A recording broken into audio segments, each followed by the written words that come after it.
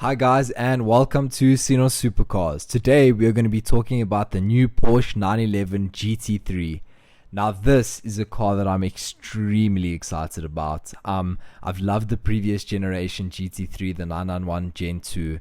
It's an incredible car, and I love Porsche as a brand, one of the best brands out there. I love the engineering that goes into the cars, the thought, and after watching Top Gear's video in the room, with all the GT products that have been made, with the head of Porsche GT, it was just incredible, and I thought I had to make a video on this car. It's a car I would love to own, and I would love to buy one of these days.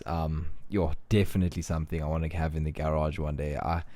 I'm in love with this car. So something really special to start off with is the car's keeping the 4-liter naturally aspirated flat 6 from the previous generation, which is absolutely awesome.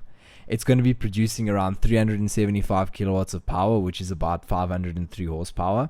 And the engine is said to be a modified version of the 911 Speedster. And it's still going to be revving to 9,000 RPM, which is amazing. I'm so excited about that engine. Keeping naturally aspirated in 2020, 2021 is something that not a lot of car makers are doing. It seems to only be pretty much Porsche and Lamborghini that are still doing naturally aspirated cars. It's incredible. So the car's going to have a new top mounted wing, which I love the look of. It looks so race car, and I can't imagine what the new GT3 RS is going to look like. It's probably going to be even more mental. The aero on the car is looking crazy. It's going to have 50% more downforce with no increases in drag over the previous generation car. You're able to get it either with a 6-speed manual, so Porsche is still keeping the manual for all us hardcore enthusiasts, old school enthusiasts, but you can also get it with the 7-speed PDK. And another thing is the car will not be heavier than the 991.2 generation.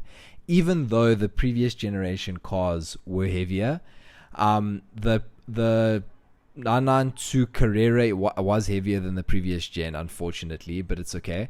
And this car is getting a completely different suspension setup compared to the regular 992. It's getting double wishbone front suspension, and the rear suspension is also completely changed. There's no components that are shared between the cars, so it's going to be a track monster, and I'm so excited to see it launched and get a full reveal on the car. And it's also got an updated interior. It's got the interior of the 992 generation cars now, which has got that nice big screen, and then it's got a rev counter right in the middle, still analog, which I also think is great. And then it's got 2 screens either side of that, which is really, really cool. And the car's probably going to come standard with steel brakes, which is more practical, especially if you're going to be using it on the track, because replacing carbon ceramics costs a fortune.